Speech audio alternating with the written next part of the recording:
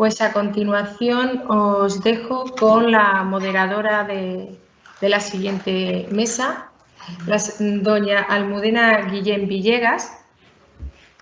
A ver si está Almudena ya disponible. Vale, Almudena, tienes que conectarte el micro. Vale. Buenas tardes, Almudena. Hola, buenas tardes. Pues ya todo para ti. Venga, un saludo, gracias. Gracias. Hola, buenas tardes. Bueno, como han dicho, me llamo Almudena, soy optometrista y vengo en representación del Colegio Oficial de Optometristas de la región de Murcia. Y pues nada, voy a presentar a los compañeros que nos van a acompañar en la mesa de esta tarde. En primer lugar, os voy a presentar, que voy a buscarlo aquí.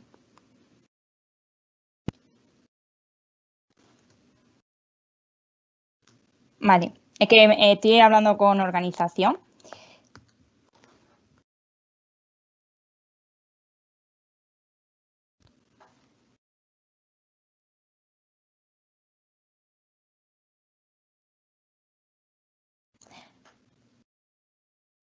Vale, pues como iba diciendo, voy a presentar a los compañeros que nos van a acompañar esta tarde.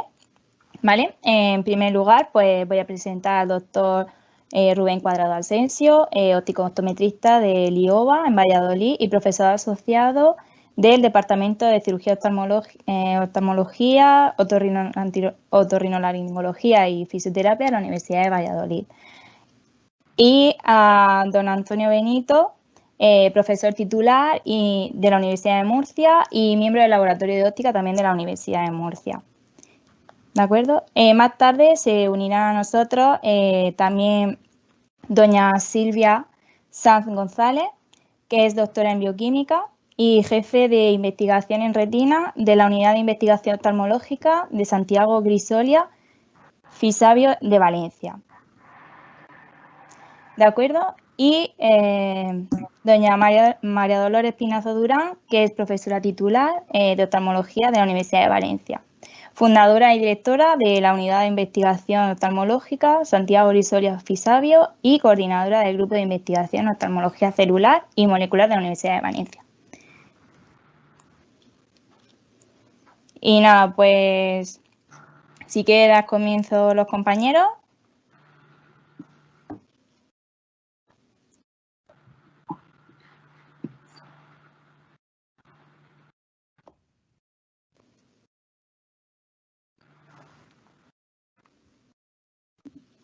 Sí, hola, no sé quién estaba en el programa primero, yo creo que estaba segundo, diría yo, no sé, estaba el doctor Cuadrado primero. Sí, en primer lugar estaba el doctor Rubén Cuadrado. Vale, perfecto. Vale, pues buenas tardes a todos. A ver si me deja compartir una pequeña presentación que he hecho pues para facilitar un poco y que ayudar a todos los asistentes pues seguir lo que voy a hablar. Vamos a ver si nos deja.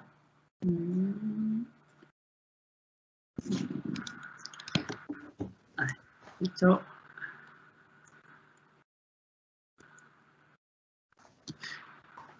Vale, aquí es PowerPoint. Ahí ya la he compartido. Ahora cuando desde el control pues de paso.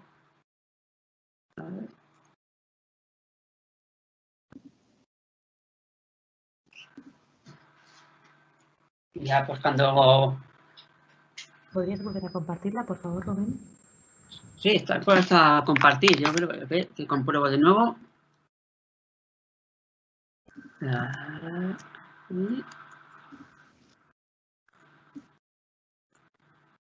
A ver, que pongo de nuevo.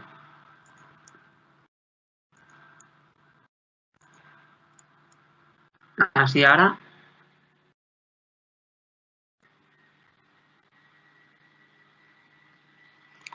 ¿Se ve ahora? Ahora está perfecto, Rubén, muchas gracias. Vale, de nada. Bueno, pues un momentito que coloco esto así. Vale. A ver. Pues bueno, voy a hablar un poquito, pues, para no intentar ahí solaparme con los demás ponentes, lo que habéis comentado antes, ha estado comentando antes de aplicaciones, de óptica, etcétera, pues he un poco preparado esta presentación un poco para hablar de qué hay de investigación aplicada a la rehabilitación visual, un poco más aplicado, no a lo mejor tanto un poco más de una punto de vista más físico, más instrumental, como a lo mejor puede hablar el compañero que hablará después, sino un poco más aplicado y que no solo desde el punto de vista de ayudas ópticas o lentes o así, sino también pues, otro tipo de ayudas o de investigación que hay aplicada pues, para la rehabilitación visual. A ver si me deja. Ahí. Bueno, básicamente la gran mayoría de las enfermedades hereditarias que producen baja visión pues van a ser de dos tipos. Una, que nos van a producir defectos en el campo visual, como pueda ser el principal exponente, el Stargardt, ¿no? Que nos va a producir que la persona vea un borrón en el centro, una mancha, que lo que va a hacer es impedirle tener una visión nítida, y la visión periférica lo que va a hacer es ver con la poca resolución que tiene esa visión periférica, esa retina periférica. Y el otro tipo son los defectos de campo periférico, como puede ser la retinosis pigmentaria, en el que el paciente o la persona pues mantiene o preserva esa visión central, esos pequeños grados centrales que le proporcionan mucha nitidez, pero por el rabillo del ojo, por los laterales, pues no ve. Entonces, puedes ver cositas muy pequeñitas, pero muy concentradas. Cuando queremos ver un poco más el campo amplio, pues no es capaz de verlo. ¿Eso qué nos va a producir? Pues el primer tipo de patología, los defectos de campo central, nos van a producir problemas de resolución, pues como pueden ser por lo más clásico, leer, dificultades para reconocer las caras, ¿no? Son los principales problemas o síntomas que tienen las personas. Y el segundo, este de efectos de campo periférico, lo que nos va a producir sobre todo es a la hora de deambular, es decir, de movernos, sobre todo en espacios abiertos, pues no van a tener esas dificultades y no van a poder pues, calcular bien las distancias a esos obstáculos que se encuentren, se van a poder tropezar pues, con los marcos de las puertas a la hora de pasar por las puertas, etcétera, ¿no? Entonces, ¿qué metodologías o qué formas de ayudar a estos tipos de pacientes? Pues principalmente habría para ambos tipos pues las ayudas visuales, que ya habéis comentado y que vamos a ir muy por encima, otras ayudas o sistemas de rehabilitación visual y otro tipo de ayudas que la más clásica, porque ya he visto que cuando me he conectado estaban hablando antes, era de filtros de absorción selectiva, ¿no? En cuanto a ayudas ópticas, para los defectos de campo central, a lo mejor lo que más se pueda estar investigando o así, o más pueda llamar la atención, aparte de las lupas o cosas así, que tampoco hay últimamente gran evolución en los diseños, ya no hay más, pues es el aplicarlo de otra forma, como puedan ser pues, los telescopios intraoculares, que lo que son es lentes intraoculares, es decir, lentes que se ponen dentro del ojo, como cuando se opera de cataratas, pero que en vez de ser una lente simple, es un telescopio pequeño que lo que va a producir es un aumento de esa imagen que se forma en la retina y va a poder, pues igual que las letras más grandes se ven y las más pequeñitas no se pueden ver, pues hacer esas letras pequeñitas más grandes para poderlas ver. Ese es el concepto más simple. Hay varios tipos, varios diseños de telescopios. Algunos lo que basan es en producir más o menos aumentos y aparte de eso, lo que hacen también otros diseños es incluir un pequeño prisma para desviar esa imagen que produce para que en vez de formarla en el centro de la retina, en la zona de la mácula, que es la que está dañada, pues producirla fuera de la retina, de forma que, de la mácula, perdón, de forma que aparte de producir ese pequeño aumento, pues produce o hace que se forme esa imagen en una zona fuera de esa zona dañada y por tanto la persona pues pueda verlo de una forma más clara, no tenga ese borrón, no le produzca siga viendo ese borrón en el centro de esa imagen, aunque lo vea más grande, ¿no? Los tamaños, para que tengáis en cuenta, pues son, como veis ahí, es una imagen de un dedo y que está sujetando una lente intraocular telescópica, ¿no? Ventajas, pues eso, esos aumentos, esa distribución.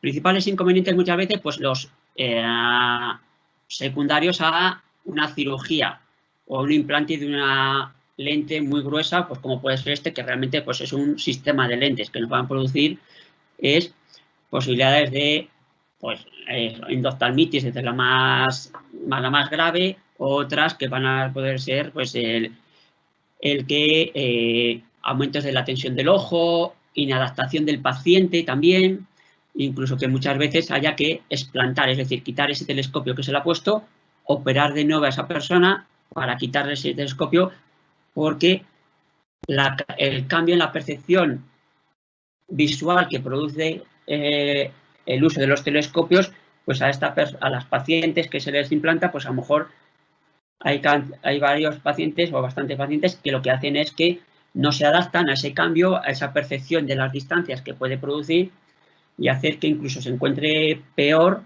y reclamen o demanden que le quiten ese telescopio que le han puesto, ¿no? Esa sería una de las más, a lo mejor, ahí que puedan llamar más la atención.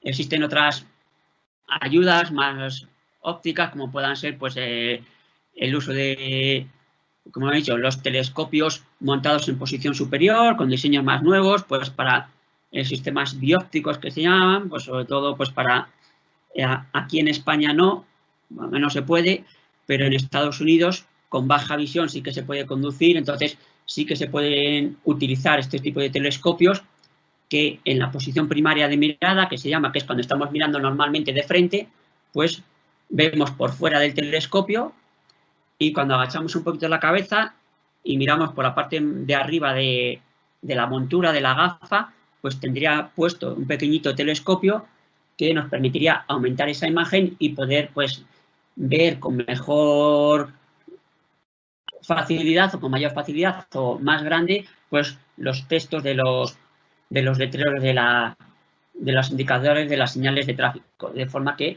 nos permitiría pues conducir, ¿no? Como digo, esto pues es en Estados Unidos sí que se puede y depende del estado de Estados Unidos.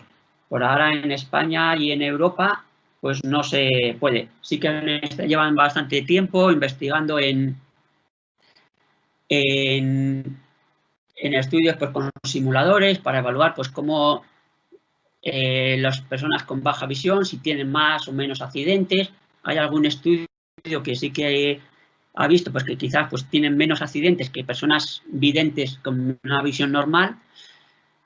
Ahí el problema o lo que habría que ver es que lo que puede ocurrir es que esas personas, pues como tienen baja visión, pues lo que hacen es que son mucho más prudentes, tienen mucha más precaución a la hora de conducir, de forma que pues muchas veces pues no van a una velocidad excesiva, ¿no?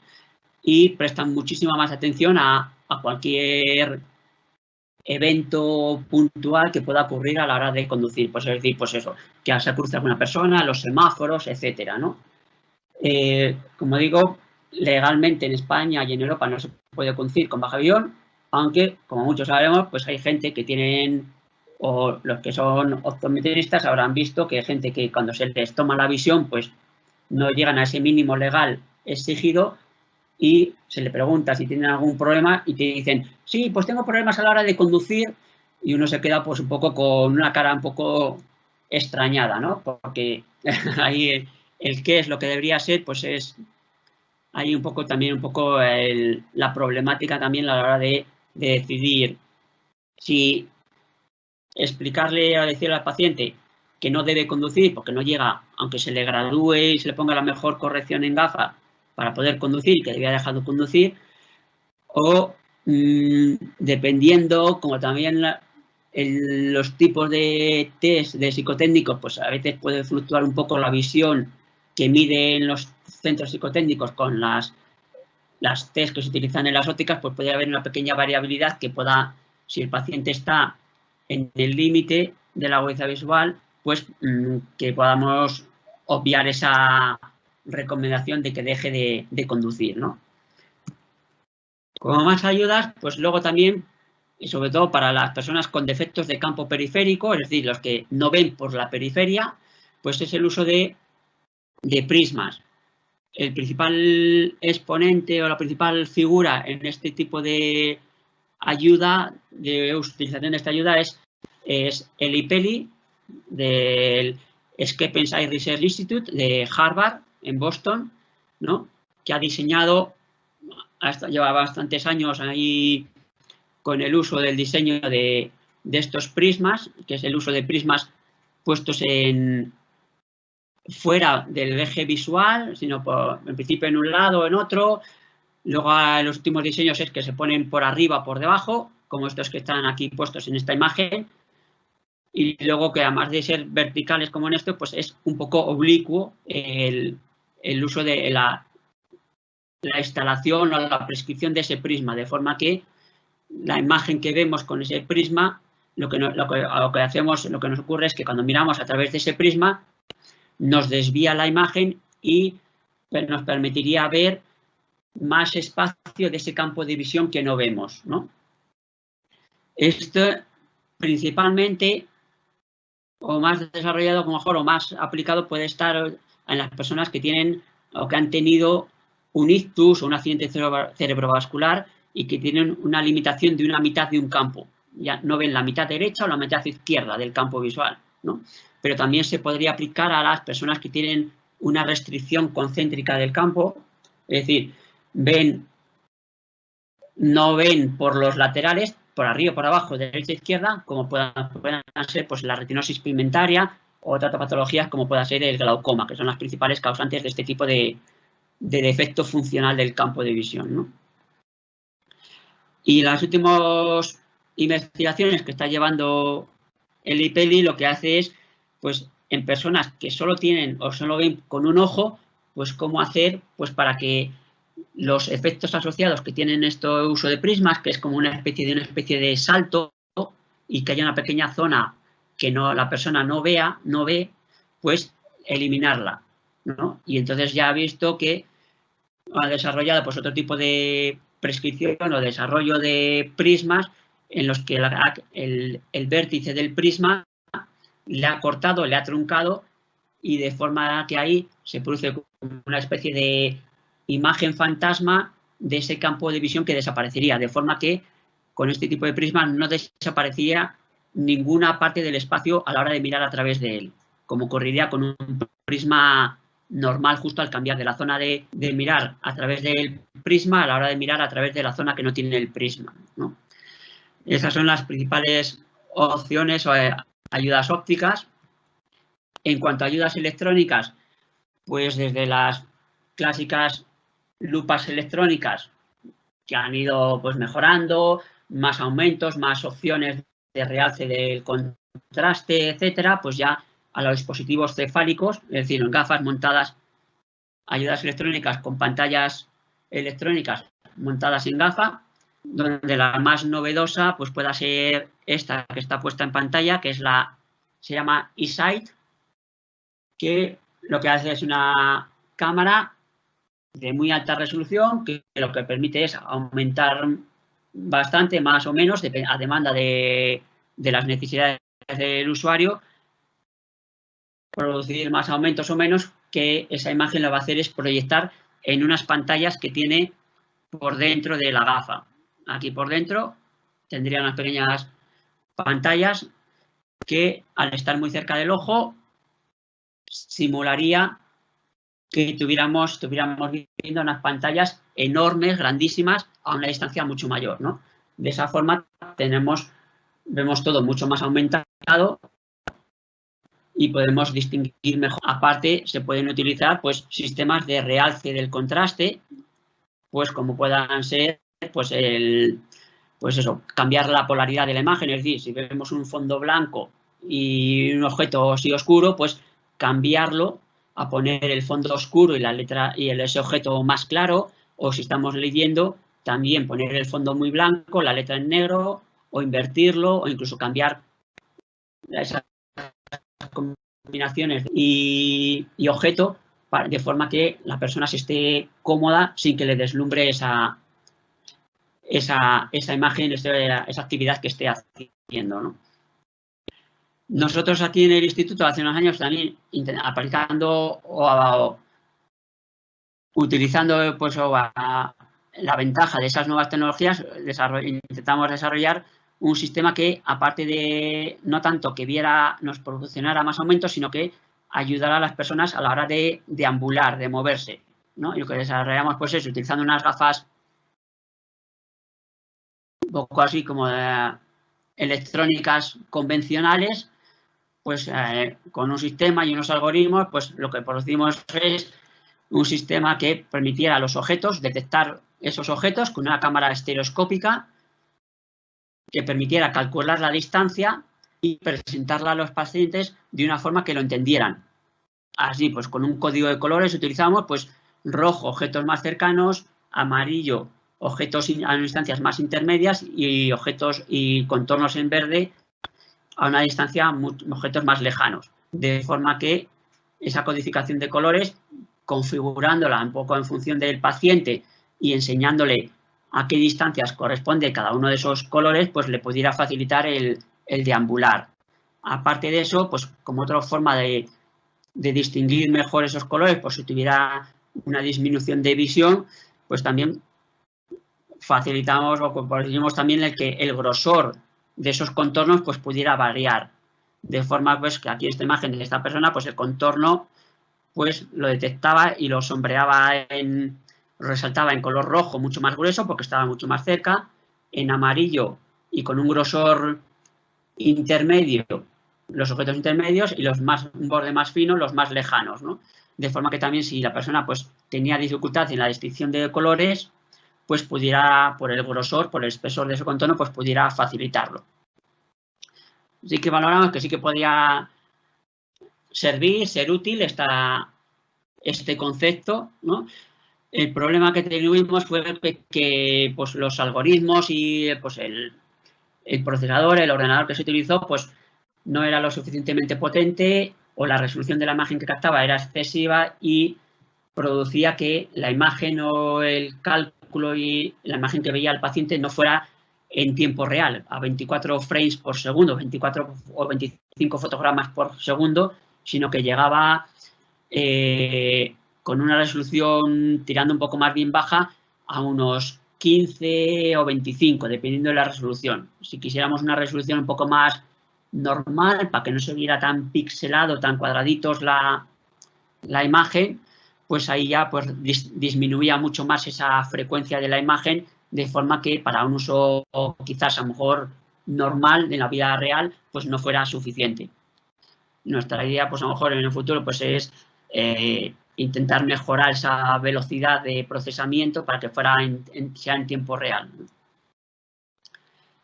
Hay otros grupos, también pues allí en Murcia, el grupo de Fernando Vargas, también pues que estuvo en Harvard con Eli Pelli y junto a él pues desarrollaron el concepto del Augmented View, que es decir, pues con las gafas electrónicas, pues capturar con la imagen el contorno, un espacio de un campo visual mucho más amplio y en un zoom pequeñito presentarlo en el campo de visión útil que tiene el paciente. Esto para personas con retinosis pigmentaria pues puede ser bastante útil, ya que aunque no se vea en pequeñito en la imagen, pero lo que queremos ver en esa imagen que se ve en pequeñito es el contorno del espacio más amplio que le ayude a tener una idea, ¿no? De cómo en dónde está el ambiente. Y ahí, pues en Murcia, pues sí que tenéis eso. Fernando Vargas participó, luego él ha desarrollado, pues con sistemas más sencillos, más de bajo coste, pues también un dispositivo semejante a esto, utilizando esta tecnología, lo denominó SERVA, SRBA, ¿no? Y eso, pues también ahí, pues que era bastante más estético que lo que puedan ser unas gafas electrónicas, una gafa de realidad virtual que es muy aparatoso, ¿no? En cuanto a las personas con reducción del campo, también se puede utilizar, también ha aparecido últimamente, hace unos poquitos años, el la gafa RetiPlus, que lo que hace es una gafa que se llama see-through, que permite ver a través de los cristales, es decir, no tenemos una pantalla opaca delante de los ojos, sino que vemos a través de los cristales que tenemos aquí, y con un sistema de prismas pues nos presenta lo que tenemos aquí, que captura la cámara, que nos permite jugar con esa imagen que captura la cámara, y jugar de forma que podemos disminuirla, resaltar cosas, ponerla, presentarla en la zona de la pantalla que queramos, pues por ejemplo, pues eso, en personas con restricciones de campo de visión, pues ese campo que no vemos, pues llevarlo al campo que ve. Por ejemplo, a lo mejor pueda tener bastante utilidad en personas con hemianopsia, en que no ven el campo derecho, la mitad derecho de su campo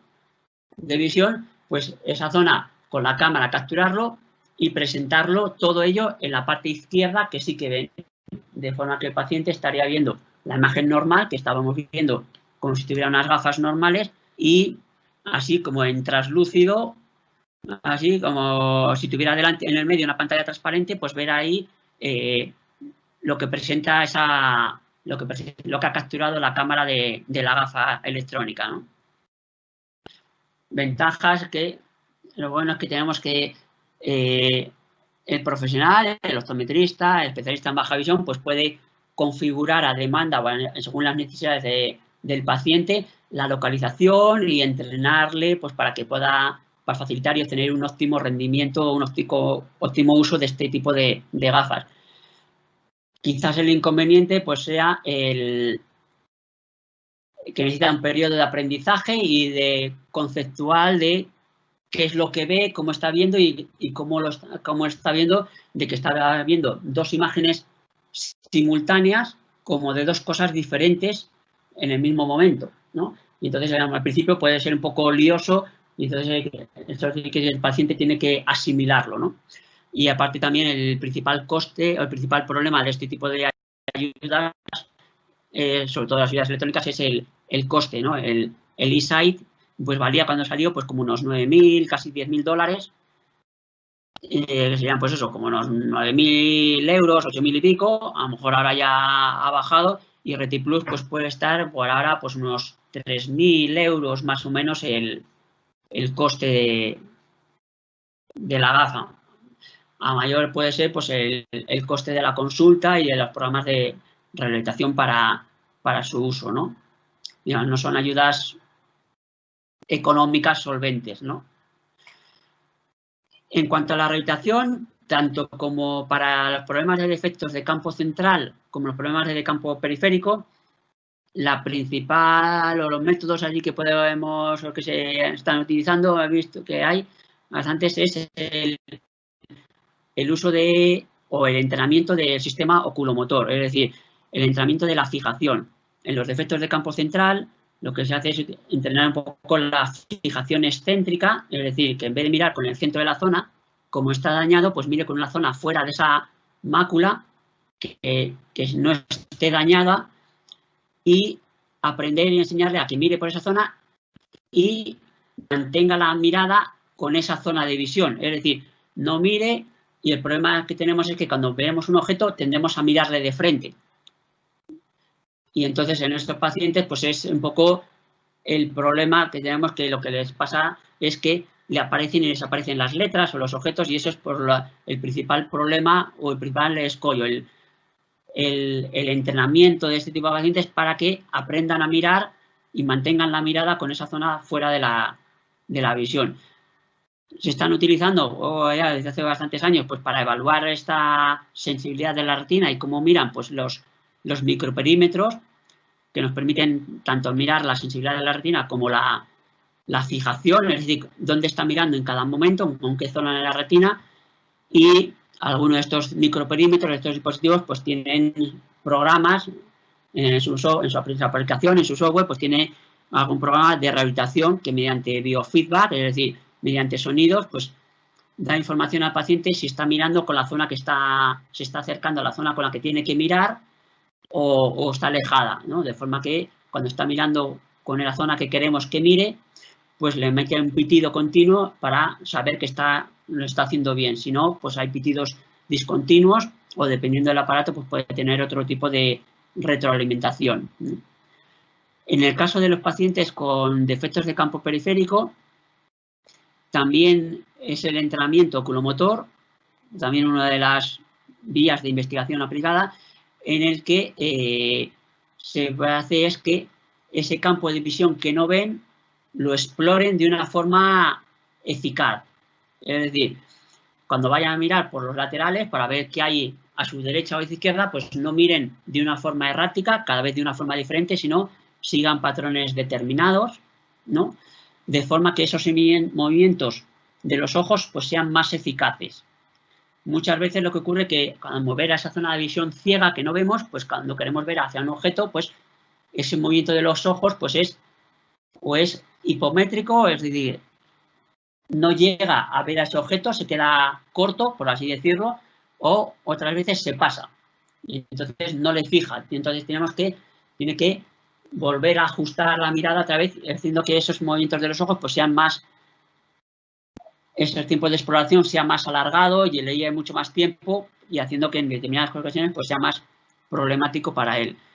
En otros casos, sobre todo también pues en defectos por las hemianopsias, por accidentes cerebrovasculares, también se ha visto que pueden ser efectivos. Nosotros, pues, una compañera que hizo su tesis doctoral pues en un programa de radiación visual para personas con ictus, pues se valoró cómo eran esos tiempos de exploración, de respuesta, y sí que vio que sí que mejoraban tanto en el tiempo de reacción, es decir, el tiempo que tardaban en encontrar y localizar ese objeto, como en los tiempos de exploración. Aparte de que a la hora de leer también mejoraban la lectura porque esos movimientos también pues son mucho más efectivos, ¿no? Y eso nos puede ayudar a la hora del beneficio del paciente. Esta sería una para que vean un poco pues una imagen de un microperímetro. Aquí arriba a la derecha pues se ve como esos puntitos así en verde son los puntos de fijación, donde se ve como así está esparramado, por así decirlo, donde se ve que en vez de mirar en un punto más concreto, pues el paciente movía bastante los ojos y eso nos determina cómo es esa fijación. En unas revisiones, pues si en vez de estar así descendido, estuviera mucho más cercanos, todos ahí más apelotonados, pues mejoraría la fijación y por tanto el paciente, la visión sería más eficaz, ya que no le aparecen y desaparecen las letras tanto, ¿no? Y ya como último, pues también de otras ayudas, pues sería pues ir un poco pues por a raíz de un poco pues lo que han comentado algo en la sesión anterior, pues era el uso de filtros. Se ha visto que tanto unas patologías, la gran mayoría de las patologías que producen disminución de visión, que producen baja visión, discapacidad visual, van acompañadas de un deslumbramiento, es decir, de una luminancia de velo. El paciente pues ve menos, ve las cosas menos contrastadas, le deslumbra mucho la luz, le cuesta mucho. Si no hay muy buena iluminación, pues va a verlo, no va a verlo prácticamente, ¿no? O las letras, si no están muy contrastadas y el fondo muy contrastado, pues no lo va a ver, o va a hacer que las letras, en vez de verle tamaño medio pequeño, pues lo más pequeño que vea, pues sean letras bastante más grandes, haciendo que su eficacia pues empeore. Nosotros en este aspecto, pues hace un año pues hicimos una de intentar utilizar otra tecnología, la tecnología electrocrómica, para intentar solventar los problemas de las lentes fotocromáticas. Que el problema que tienen los fotocromáticos es que tardan mucho en oscurecer y en blanquear, y necesitan la luz del sol, la radiación ultravioleta, para que produzcan ese cambio. Nosotros utilizamos esta tecnología electrocrómica, que es un material que al aplicarle una diferencia de potencial, es decir, una pequeña corriente eléctrica, cambia de color y por lo tanto cambia su transmitancia espectral, ¿no? Lo que filtra o no. Y nosotros pues vemos aquí, pues como en la imagen de arriba es la gafa con el prototipo ya que diseñamos y lo probamos en pacientes, donde está el cristal en estado claro, y al producir esa corriente pues elegimos ahí una tonalidad filtrada más o menos los 450 nanómetros, pues como los filtros verdes así que polarizados que tienen esta coloración, ¿no?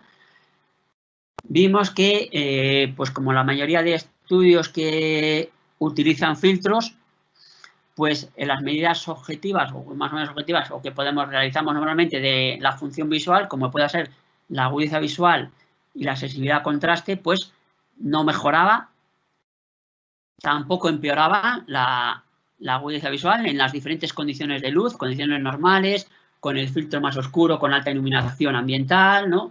Entonces, al menos pues no empeoraba el contraste, que teóricamente pues lo vería un poco más oscuro, pero lo que hace es disminuirle ese deslumbramiento, pero sin empeorar la visión, ¿no?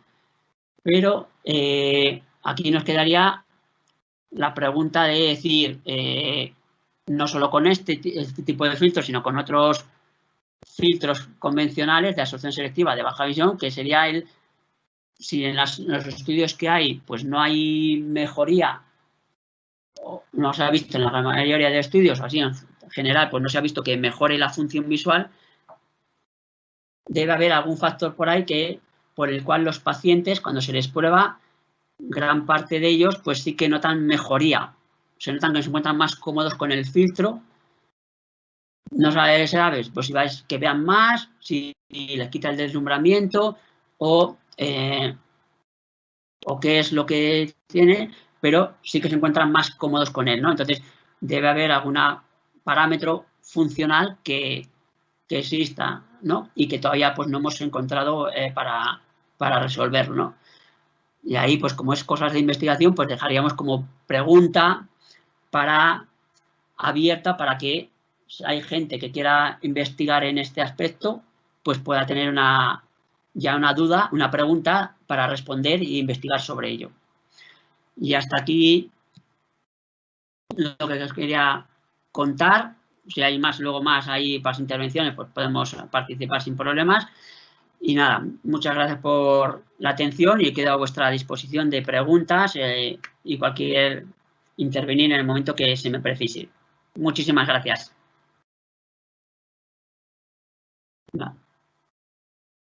Voy a quitar la compartición de la pantalla. Vale.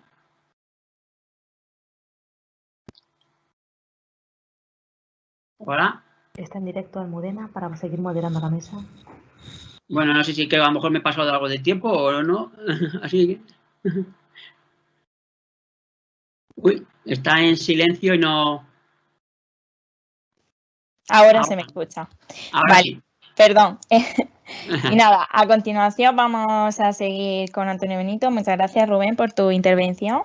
De nada. Antonio Benito, como he dicho, profesor titular de la Universidad de Murcia, miembro del Laboratorio de Óptica, también de la Universidad de Murcia, y nos va a hablar de la progresión miópica desde el punto de vista óptico. Muy bien, muy buenas tardes o mañanas a los compañeros y compañeras que estén viéndonos desde América. Vamos a ver si me acuerdo cómo era para compartir. Vamos a ver. Sí, vale, compartir. Efectivamente, y esto era. Imagino que ahora lo estarán viendo. Bien. ¿Así se ve? Perfecto. Sí. Perfecto, vale. Bueno, pues como han comentado, bueno, yo voy a cambiar un poco el tema que están viendo hasta ahora porque yo voy a intentar tratar desde un punto de vista de la visión qué va a ocurrir en un futuro. En realidad es algo que ya está ocurriendo, que ha ocurrido, pero va a tener connotaciones que veremos sobre todo de cara al futuro, que es el tema este de la progresión fuerte que está habiendo en miopía, donde especialmente tiene una incidencia muy alta en Asia, pero también en el resto de países desarrollados, incluido el nuestro, incluido España. La miopía está siendo clasificada últimamente como una epidemia. ¿Por qué? Bueno, voy a poner algunos ejemplos para que ustedes lo entiendan. Esta es una foto que se tomó en 1966 en el estadio Budokan en Tokio. Y aquí, bueno, pues si se fijan ustedes, la gente que llevaba gafas, pues bueno, hay aquí unos cuantos. Luego me di cuenta que luego había también un señor que lleva las gafas puestas de diadema, pero bueno, se ve que vería mejor sin ellas, no lo sé. Pero si se fijan, la cantidad de personas que utilizaban gafas por aquel entonces en una sociedad que está en pleno desarrollo como era Japón era muy bajita. Esta se hizo muy popular, esta no corresponde a Japón, corresponde a China, pero fue portada en una edición de Nature, donde podemos ver en un estadio una serie se entiende que son estudiantes chinos, y aquí el juego es intentar encontrar a alguien que no lleve gafas. De hecho, yo encontré 2 personas que no llevan gafas, que sean estas 2. Es decir, el brutal cambio que ha habido en las sociedades asiáticas, pero que en realidad también estamos percibiendo en las sociedades desarrolladas, en los niños hacia la miopía, está siendo bastante evidente. Por ejemplo, otra imagen tomada también en los años 60, en este caso en una escuela en Singapur, pues bueno, aquí las que llevaban gafas eran las profesoras, y sin embargo esta está tomada en 2018, y aunque hay bastantes niños que no llevan gafas, pero sin embargo son una clara minoría. Por tanto, lo que estamos viendo en las últimas décadas ha sido fundamentalmente los efectos de un cambio social. De hecho, pues bueno, todos sabemos que aunque Internet tiene ya por lo menos 30 años, ha sido en el siglo XXI donde realmente Internet inundó nuestras vidas. Y no solo Internet, sino sobre todo las pantallas. Yo creo que, no sé si somos todos conscientes, quizás somos más conscientes cuando vemos a nuestros hijos, pero en realidad ahora mismo nosotros estamos delante de una pantalla. Entonces las pantallas empiezan a formar parte de nuestra vida, pero ha habido más cambios sociales. Por ejemplo, en todo el mundo ha habido un drástico descenso del número de nacimientos, no solamente en las sociedades desarrolladas, sino también en las que se están desarrollando. Y también ha habido un movimiento hacia una mayor formación académica. El efecto de todo eso ha sido, especialmente en los menores y en su educación, en el que, bueno, todos los que tenemos ya cierta edad, pues podemos reconocer muchos de estos juegos, e incluso la forma de ocio que tenemos, la de ver los dibujos en la televisión, y se está perdiendo a favor de esto. Que esta es una imagen que yo creo que a todos los padres siempre nos produce una cierta como gusanillo en el estómago, ¿no? Ver a los niños tan cerca de pantallas iluminadas. ¿Qué consecuencias ha tenido ese cambio social? No sé si incluso cultural. Bueno, pues en las sociedades estas que hablábamos antes, en Asia, es donde ha sido más drástico, porque casi toda Asia a principios del siglo XX era un entorno fundamentalmente rural. Tuvo una gran industrialización, especialmente a mediados del siglo XX, y eso lo que conllevó fue, en paralelo, un aumento, como se puede ver aquí, en 4 ejemplos, pero vamos, en todas las zonas desarrolladas de Asia es muy similar, un aumento muy exagerado en la prevalencia de miopía a los 20 años, que ya supera al 80%. De hecho, aquí pueden ver algunos ejemplos de países o de ciudades en ese entorno donde la miopía juvenil supera claramente el 80 o 90%. De hecho, en esa zona se habla de que están sufriendo un tsunami de miopía, un poco ejemplificando la forma de esa curva. ¿De acuerdo? Si nos vamos a algunos estudios hay muchos. A mí este me gusta mucho porque es un estudio de seguimiento longitudinal desde 2001 a 2015, donde se ve muy bien el cambio que ha sufrido la sociedad china a través del error refractivo de la población más joven. Y lo que ellos encontraron es que, por ejemplo, cuando se iban a personas que no fueran miopes, pues en 2001 estaban en torno al 20% de prevalencia, y sin embargo en el 2015 en media había quedado en torno al 12%.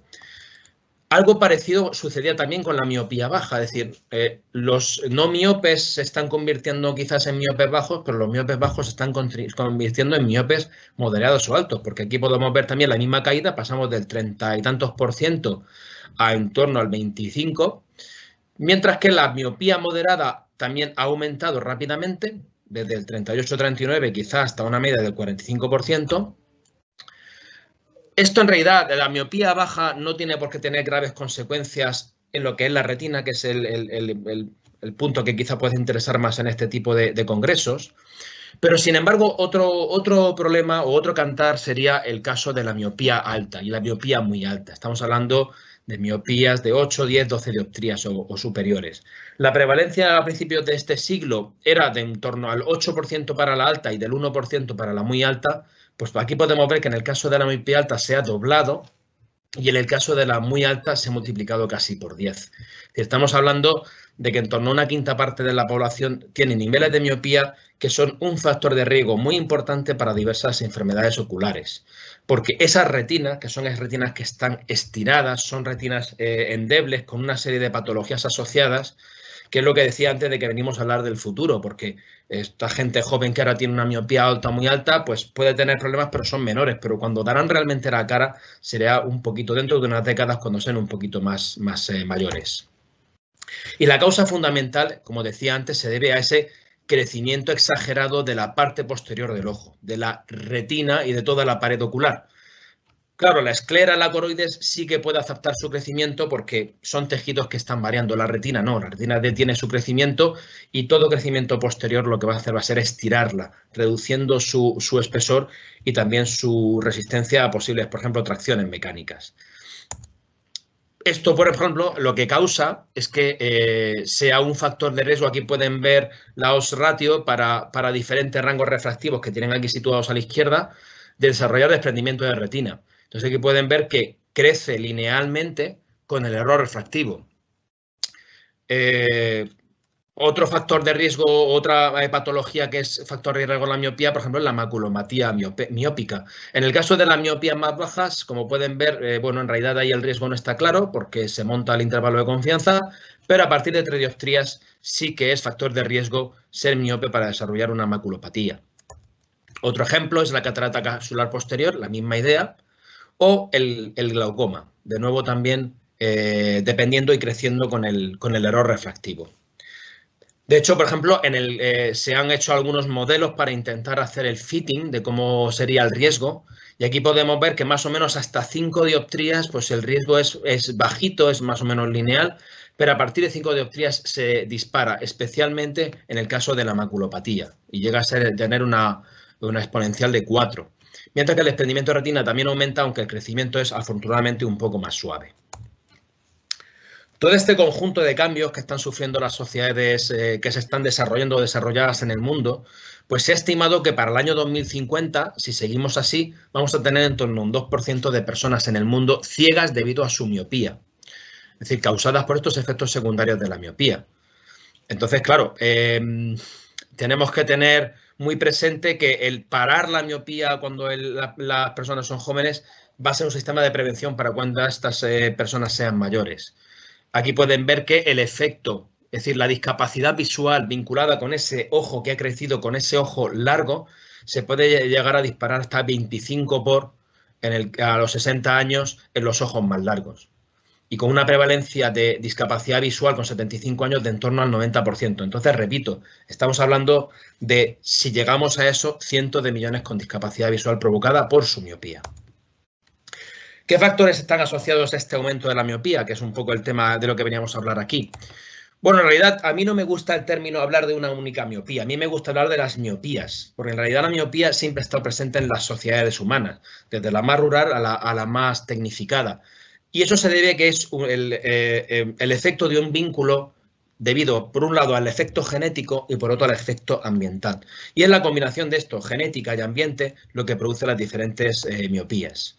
Eso se puede ver muy bien en una gráfica que se hizo muy famosa del estudio que hicieron en Berkeley, el estudio Orinda, donde se puede ver que, por un lado, el efecto de tener, por ejemplo, los dos padres miopes, pues se veían estas barras de color rojo, de tal manera que tener uno o dos padres miopes no producía un gran riesgo de miopía, pero lo que sí que vinculaba en aquel estudio el tener más miopía, por un lado, era el que ambos padres fueran miopes, pero además podemos ver que esta curva va bajando hacia la derecha.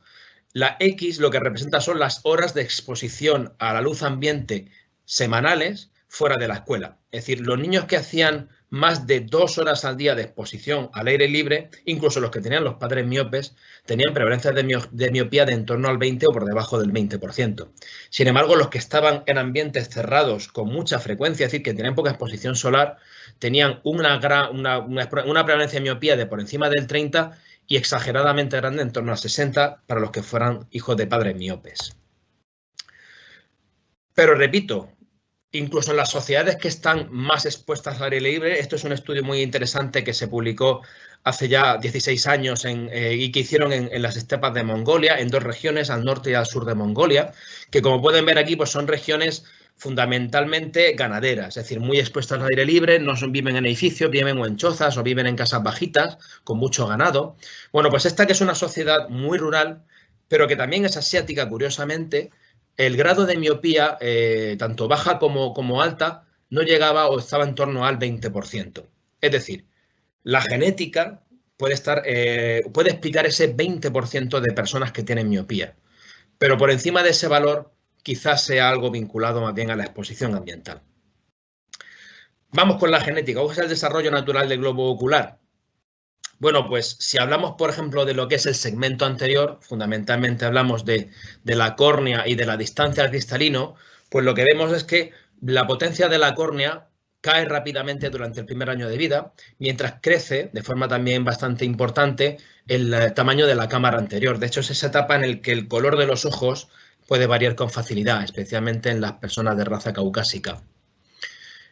La cámara vítrea, que es la parte posterior, la cámara posterior del ojo, también crece de forma rápida durante ese primer año de vida y lo hace, por tanto, de forma global todo el ojo. Pero si nos vamos ya a la siguiente etapa, entre 1 y 7 años, en la etapa infantil, pues lo que vemos es que, por lo pronto, la potencia de la córnea básicamente se estabiliza. La cámara anterior sigue creciendo, pero ya de forma muy suave con la edad. La cámara posterior también continúa su crecimiento. Estamos ya en lo que es la fase de la hemetropización, donde el ojo tiene que ir, la retina tiene que ir yendo un poquito hacia atrás hasta que alcance su punto de mejor enfoque. Y por tanto, como crecen los tamaños del ojo, pues crece el tamaño del globo ocular en general. ¿Por qué la miopía decimos que es genética? Bueno, aquí pues tienen también un estudio que se hizo en 1999 de Zagni y Donamuti, donde se puede ver que el nivel de hipermetropía en los niños, es decir, que los niños que nacen casi todos hipermétropes, pero algunos de ellos terminan desarrollando miopía. Y ellos lo que descubrieron es que cuando un niño a la edad de 8 años tiene menos de 0,5 dioptría, es decir, es hipermétrope, pero poquito, pues el 30% de ellos van a hacer miopía. Mientras que tener grados más elevados de hipermetropía va a permitir desarrollar, no desarrollar o desarrollar en menos frecuencia esa miopía. Pero vamos a ver la parte que nos interesa, porque antes he dicho, esto podría explicar en torno al 20%, pero si estamos en el STDAS en prevalencias del 80-90%, estamos hablando de que una gran parte de la población ha desarrollado miopía de nuevo en las últimas décadas. ¿Qué es lo que ha ocurrido? Pues obviamente ha cambiado el ambiente en el que estábamos. En este otro estudio, que se publicó hace 15 años, también en niños, pero en este caso ya un poquito más mayores, 7, 8, 9 años. Aquí de nuevo podemos ver que tanto la espesor del cristalino como la cámara anterior, como la curvatura corneal, no muestran un cambio estadísticamente significativo, o si lo muestran, por ejemplo, en la cámara anterior sí muestran un cambio significativo, pero en realidad son crecimientos y decrecimientos, pero tiene valores positivos y negativos. Por tanto, el segmento anterior, a los 7, 8 años, ya está desarrollado y ya no va a crecer más. Por tanto, la parte anterior del ojo está desarrollado y ya lo que sí que va a cambiar va a ser el crecimiento de la parte posterior del ojo, la cámara vítrea. Esa sí que está demostrado, y aquí vemos que es estadísticamente significativo en este estudio, sí que hubo crecimientos de la cámara vítrea. Y además esos crecimientos de la cámara vítrea estaban correlacionados con un aumento de la miopía en estos casos. Otro ejemplo, por ejemplo, de exposición ambiental que es mundialmente muy famoso, es un estudio que se hizo hace ya 27 años en comunidades judías, tanto en escuelas laicas como en escuelas ortodoxas, y lo que se vieron es que las chicas de ambas escuelas y los chicos de las escuelas laicas, de las escuelas normales, desarrollaban niveles de miopía pues comunes entre el 20 y el 30%. Pero sin embargo los chicos de las escuelas ortodoxas desarrollaban grados de miopía por encima del 80%, que son las prevalencias que hemos visto que está ocurriendo en el este de Asia. Bueno, obviamente el estudio del objeto cercano continuado durante muchas horas pues es lo que vincula, porque aquí la genética, es decir, la comunidad judía es una comunidad que genéticamente se puede considerar quizás más homogénea que otras muchas, ¿no? Bueno, pues aquí podemos ver que dentro del mismo ámbito genético fue el ambiente lo que explicaba la diferencia entre los chicos de las escuelas generales y los de las escuelas ortodoxas. Bueno, las causas ambientales, por un lado se sabe que la luz ambiente juega un papel muy importante. Esto está demostrado ampliamente en monorhesus, donde podemos ver aquí arriba, podemos ver cuál será la distribución refractiva de los monorhesus en un ambiente normal, fundamentalmente en métropes y en ya un poquito menos, pero también bastantes casos de hipermetropía. Eso es lo que ocurre también en condiciones normales en un ser humano. Sin embargo, cuando a un monorhesus se le tapa un ojo o se le ponen filtros para reducir la luminosidad que recibe, pues resulta que de algún modo se pierde la señal que dirige ese crecimiento ocular y entonces se pueden encontrar errores refractivos muy variados, pero ojo, fundamentalmente focalizados en la miopía. Es decir, es como si el crecimiento ocular se descontrolase y no hubiera un stop para decirle, no, aquí tienes que detenerte. Y esto se ha vinculado mucho con la exposición a la luz ambiente, que es lo que decíamos antes, uno de los posiblemente más importantes cambios en los hábitos de vida. Y eso los que tenemos niños pequeños lo sabemos muy bien, porque hoy en día tenemos menos hijos, como he dicho antes, y su modo de vida es mucho más casero, digámoslo así, que antes. La exposición a luz ambiente se ha demostrado que es un factor protector frente a la aparición de miopía. Lo que sí que se ha encontrado también es que una vez que la progresión de la miopía se está desarrollando, en esto Don Muti tiene varios trabajos, no se detiene si los sacamos a la calle. Es decir, es una especie de sistema de frenado, pero que si se rompe, deja de funcionar. Cuando estamos en un ambiente cercano, en una oficina, aunque, por ejemplo, en el ambiente que estoy ahora mismo, aunque yo crea que la luz es bastante alta, eso es así porque mi sistema visual se está adaptando. En realidad, la exposición ambiental en ambientes cerrados suele ser de unos cuantos cientos de lux, frente a los 10, 15 o 20.000 que podemos tener al aire en ambientes abiertos. Por tanto, yo creo que hoy en día es una buena idea, no solamente por esto, sino también por el coronavirus, lo de coger e intentar estar al aire libre. El otro sospechoso de reproducción de la miopía, que por ejemplo sería uno de los factores que podría influir a los chicos de las escuelas ortodoxas, es el exceso de trabajo en cerca. Es decir, el tema de la acomodación como un trigger, como un disparador de la aparición de miopía. Pero, claro, si fuera la acomodación, pues utilizando unas lentes positivas se podría prevenir. Y el hecho es que el uso de lentes positivas no previene la aparición de miopía o de progresivos. Entonces, se ha vinculado más que al hecho de la acomodación y el exceso de trabajo en cerca, quizá a ese continuo, y aquí lo podemos ver, por ejemplo, en un ambiente que estamos en un jardín o en un bosque, pues todos los objetos están lejos, el objeto más cercano es el suelo, que está a una divergencia pues, de 0,3 o 0,4, perdón, 0,5 o 0,6 dioptrías, ¿de acuerdo? Depende de la altura de cada uno. Pero cuando estamos en una oficina, incluso las paredes están a una divergencia más cercana, por ejemplo, que los árboles. El escritorio y el ordenador, todas estas distancias cercanas, por tanto, las imágenes que se forman en nuestra retina, no solamente en la central, sino en la periferia, corresponden a objetos mucho más cercanos y mucho más oscuros. La combinación de estos dos factores es lo que podría explicar la prevalencia o el aumento de la incidencia de miopía. Y vamos con la parte más óptica, la que quería yo explicarles hoy aquí, que es el tema de la óptica periférica y la aparición de miopía. De nuevo, si volvemos al tema de los resus, es decir, en monos resus se hizo un experimento que la verdad es que puede sonar cruel, pero fue muy interesante, que fue coger y les quemaron la mácula con un láser. Porque claro, tenemos la tendencia a pensar que el ojo se desarrolla gracias a la mácula, que es la zona con la que vemos el detalle. Siempre cuando vemos tenemos la tendencia a considerar que la visión es ver la agudeza visual, ¿no?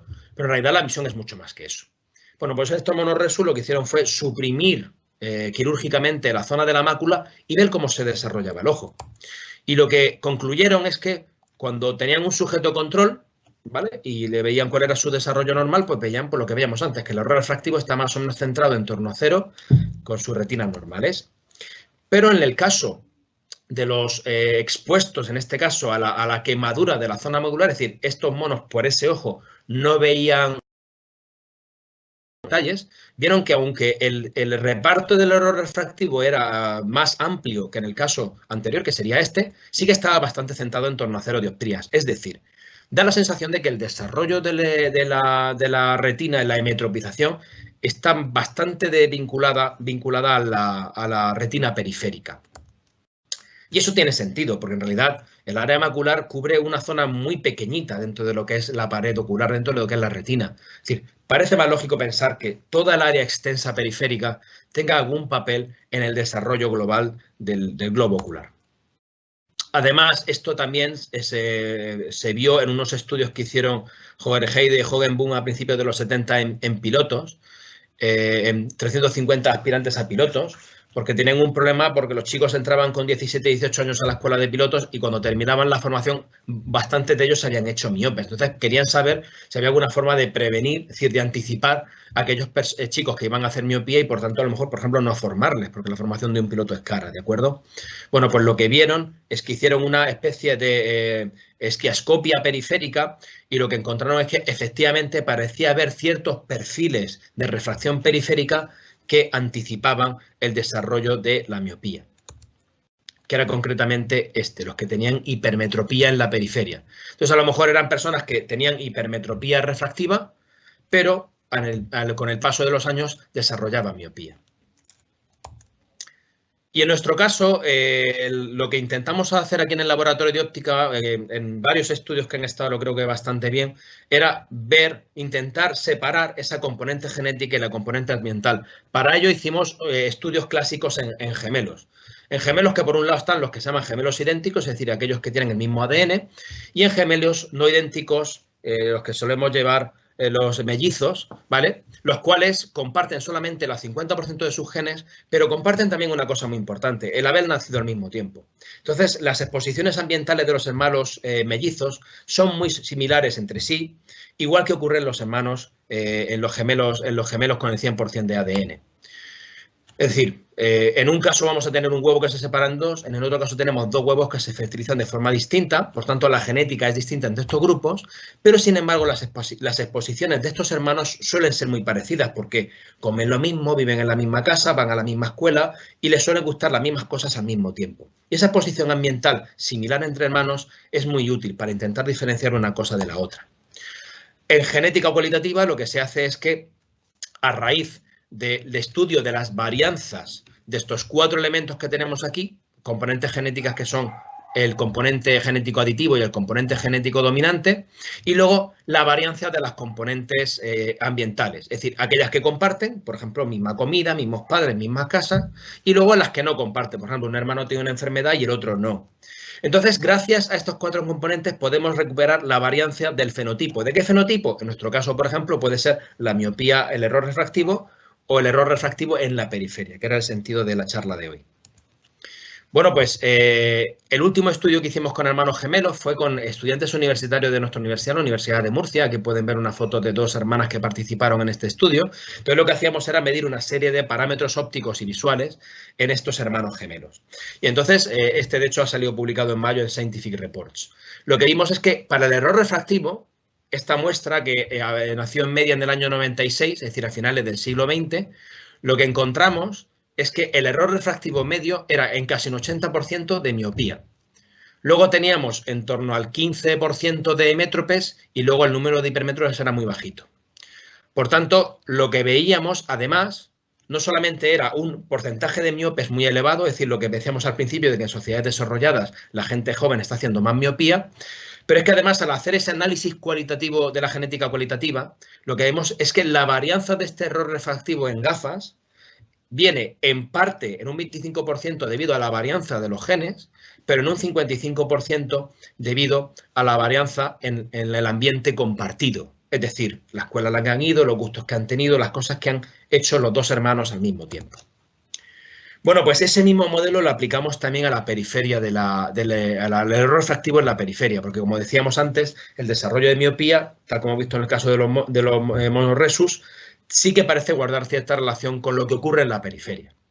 Entonces, lo que intentábamos era determinar en cada punto de la retina periférica si teníamos un modelo, por ejemplo, más genético, que sería el de arriba, un AE, es decir, con genética aditiva y con exposiciones únicas, o un modelo puramente ambiental, que sería el CE, o un modelo mixto, con genética y medio ambiente.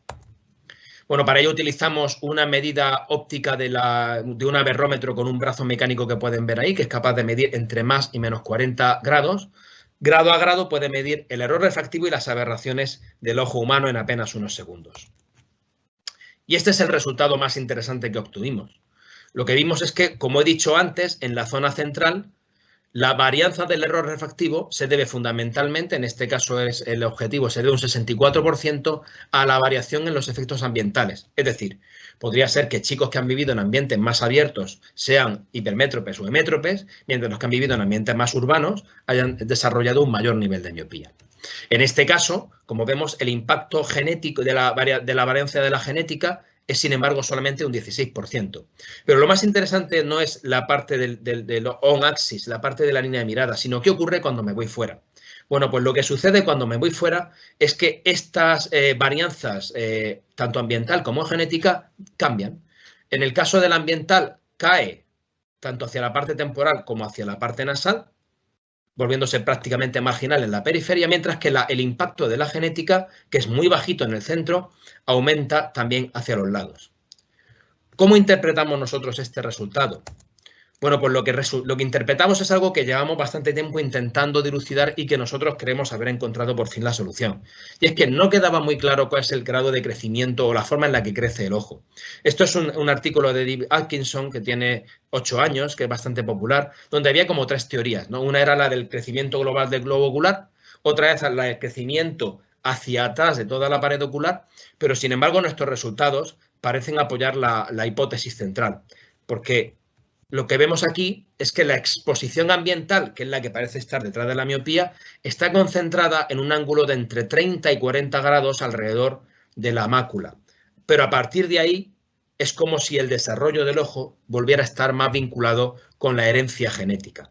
Por tanto, efectivamente podría entenderse a partir de estos resultados que el crecimiento del ojo se produce fundamentalmente en el polo posterior. Y con esto pues termino la charla. Muchas gracias. Y bueno, pues luego veremos si tenemos alguna pregunta.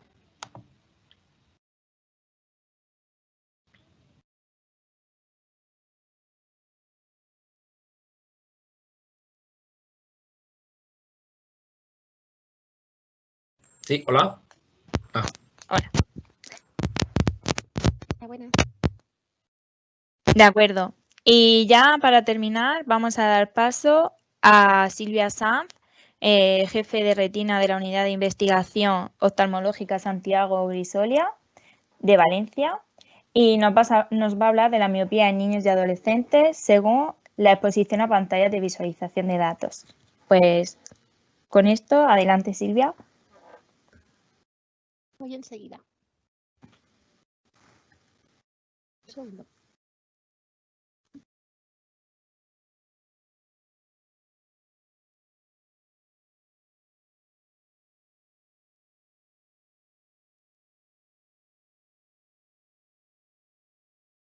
Pensaba que la tenía preparada, lo siento.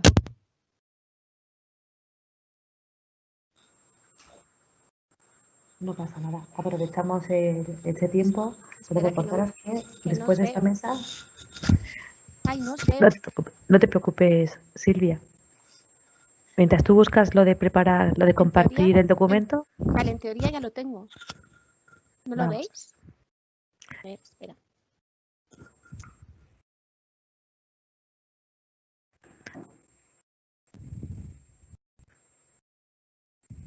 Mira que ayer me salió a la primera.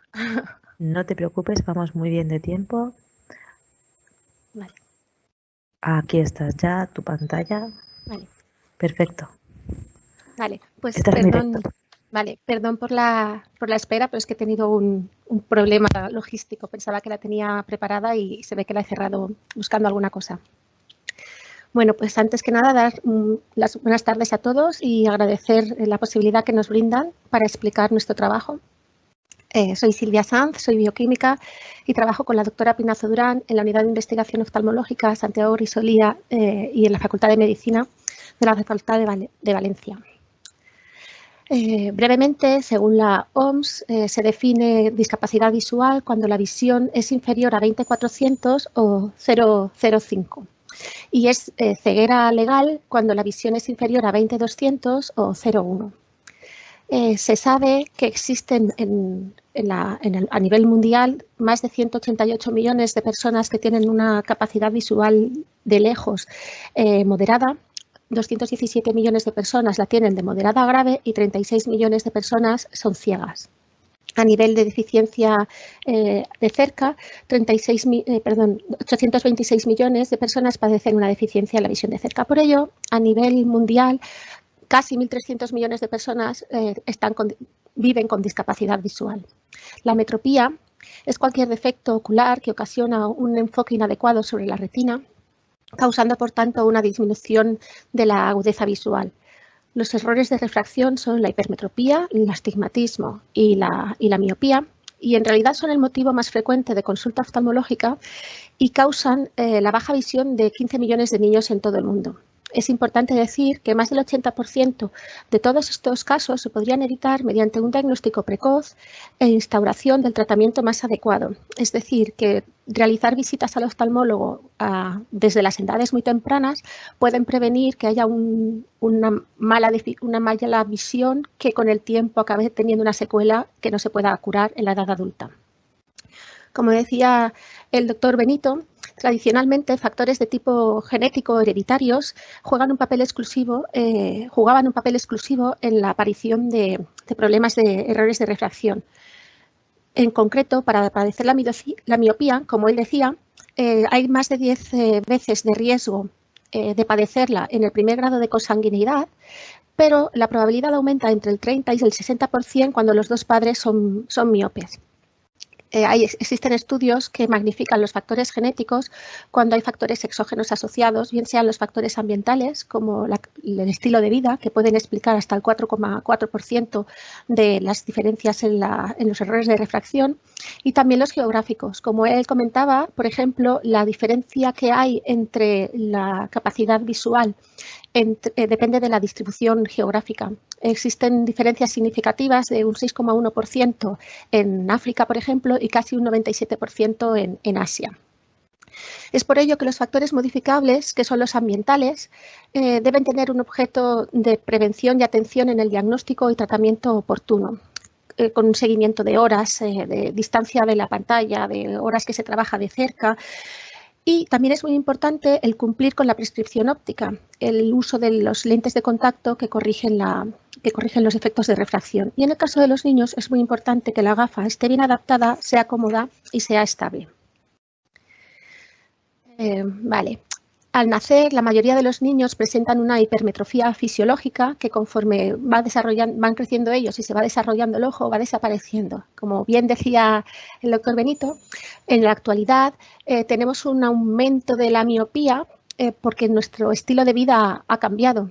Casi no hay juegos en el exterior, la luz solar no da tanto a los niños de esta época, y se ha visto que la miopía ha incrementado. Por eso se recomienda jugar 3 horas al día al aire libre. Desarrollar deportes al aire libre como correr, ciclismo o caminar permiten descansar los ojos, relajar la visión y presenta efectos beneficiosos positivos para la visión. Además, se cree que está relacionado por la liberación de la dopamina en la retina. En contraposición, o todavía aún más, el esfuerzo de cerca ahora mismo hay controversia, pues hay trabajos que sí que justifican que el esfuerzo de cerca, el estar trabajando con pantallas de visualización muy cerca continuamente, repercute en los efectos de refracción. Aunque, como decía, es controvertido porque hay otros autores que no encuentran esa asociación entre la miopía y el esfuerzo de cerca. Otro punto importante es que ahora mismo la exposición a dispositivos electrónicos, y a mí me pasa con mis hijas, ellas piensan que están jugando 1 hora cuando en realidad a lo mejor están jugando 2, y es un problema porque ellos no son conscientes del tiempo que están pasando jugando. Todo ello viene a decir que el esfuerzo de cerca más el tiempo prolongado puede repercutir en los efectos de refracción. Como les decía, el aumento del uso de las tecnologías de la información y comunicación, que son las TICs, que son el conjunto de herramientas relacionadas con la transmisión, procesamiento y almacenamiento digitalizado de la información, junto con el trabajo continuo con pantallas de visualización, como la televisión, los ordenadores, las tablets, los móviles o los videojuegos, están asociados a problemas de salud. Tanto trastornos musculoesqueléticos como dolor de espalda, de brazos, de hombro, como obesidad, como trastornos del desarrollo, y en concreto también se han visto que está implicado en problemas con la visión. En la tabla de la derecha pueden observar diferentes síntomas específicos que le ocurren a personas que están de manera continuada trabajando con ordenadores, y muchos de ellos tienen que ver con la visión. No obstante, como decía, continúa siendo un tema controvertido. Por ello es necesario estudiar los efectos de las TICs con las pantallas de visualización en la infancia y adolescencia y confeccionar algoritmos para la práctica clínica. despertando el interés de los profesionales médicos y de la sociedad sobre este tema en particular. Teniendo en cuenta que el sistema visual de los niños y adolescentes está en desarrollo, nos preguntamos las siguientes preguntas. En nuestra área de referencia, ¿aumentan los casos de miopía en relación con el uso de los dispositivos electrónicos y las pantallas de visualización? ¿Cuál era el tiempo de exposición semanal a cada uno de ellos? La edad a la que comienzan los niños a utilizarlos es otro aspecto muy importante. Y saber el tiempo de exposición a estos. Como les decía, en mi caso, mis hijas piensan que es mucho menos tiempo del que realmente es. Y finalmente, si había una asociación en el tiempo de exposición a los dispositivos electrónicos y la presentación o progresión del defecto de refracción. Para ello, realizamos un estudio descriptivo, observacional y transversal con 100 participantes, seleccionados de manera consecutiva. Mi código de colores, el color verde son los criterios de inclusión, que como ven es la edad de 1 a 15 años de ambos sexos con un uso de dispositivos electrónicos con pantallas de visualización y obviamente que tuvieran actitud para colaborar en el estudio, tanto los niños como los padres. El color rojo marca los criterios de exclusión, que es una edad inferior a 1 año o superior a 15 años y que no utilizaran los dispositivos electrónicos y, por supuesto, que no quisieran o que no tuvieran capacidad para colaborar en el estudio. Como aparece en este recuadro, clasificamos a los participantes en 2 grupos. El primero corresponde a la infancia, que participaron 36 niños y niñas de edades comprendidas entre 1 y 7 años, y en el grupo 2, que corresponde a los niños mayores o adolescentes con edades comprendidas entre 8 y 15 años, hubo un total de 64 participantes. Realizamos una anamnesis para registrar los datos sociodemográficos y características de los participantes, una encuesta de diseño propio sobre el tipo y tiempo de uso del dispositivo electrónico con pantalla de visualización y finalmente realizamos un examen oftalmológico estudiando la agudeza visual mejor corregida, la refracción de cada ojo y la exploración de la motilidad ocular. Todos los datos los realizamos un análisis estadístico utilizando el programa SPSS 24.0. En la siguiente diapositiva pueden observar las preguntas de nuestra encuesta propia en el que hacíamos hincapié en el tiempo en exposición durante la semana y el fin de semana a los diferentes dispositivos electrónicos que analizamos, la televisión, el móvil, la tablet o los videojuegos. Otra pregunta importante era si se utilizaba la tablet para actividades escolares, puesto que hoy en día cada vez es más habitual que requieran de este dispositivo para realizar trabajos del colegio. Y el momento del día de mayor exposición, además de la edad de comienzo de la exposición y si conocían el tiempo que utilizaban los dispositivos. Pasando ya a los resultados, decirles que sin ánimo de provocar polémica he utilizado este código de colores, niños en azul que fueron un 40% de los participantes y niñas en rosa que fue un 60% de los participantes. Como pueden ver, la edad media fue de 9 años para los dos grupos, para tanto niños como niñas, y el 73% de los participantes presentaron un defecto de refracción, que fue con un 46% de la miopía. En nuestros resultados sugieren con una ligera superioridad en las niñas respecto a los niños, el aumento de una miopía con esta prevalencia que está en consonancia con el trabajo publicado por Ruznicka y colaboradores en el 2016. He de decir que a nivel global la miopía que observamos era leve, es decir, de menos 0,5 a menos 3 dioptrías.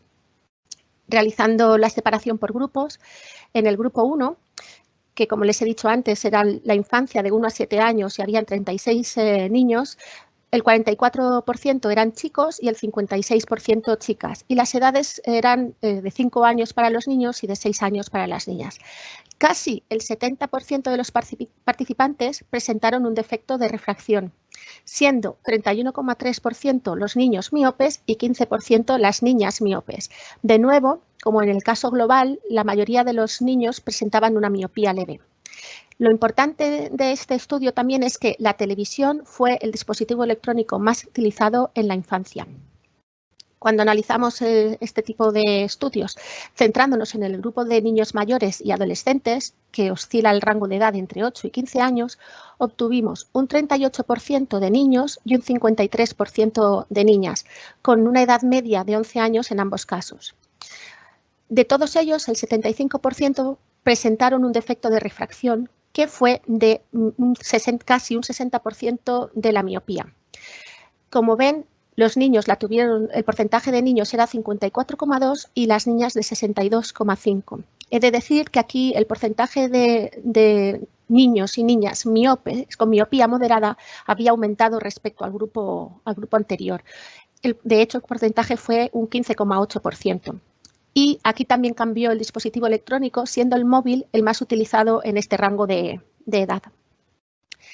A nivel global, el tiempo de exposición estudiado, vimos que para las niñas, entre semana, el móvil era el dispositivo que preferían y los niños era la televisión. Pero en el fin de semana, ambos grupos, niños y niñas, preferían la televisión. También comentarles que 2/3 de los participantes combinaban dispositivos electrónicos con pantallas de visualización y eso quiere decir que todavía tenían mayor tiempo de exposición. Y otra diferencia notable es que las niñas, tanto entre semana como en el fin de semana, dedicaban menos tiempo al uso de los videojuegos. En cuanto a la agudeza visual, observamos que no hay diferencias entre grupos, me refiero, ni entre niños y niñas en el grupo 1, ni entre niños y niñas en el grupo 2. Más resultados. El género vimos que era independiente tanto del tipo de defecto como de la gravedad del mismo. Sí observamos una asociación entre la gravedad del defecto de refracción y el uso del móvil en el género masculino.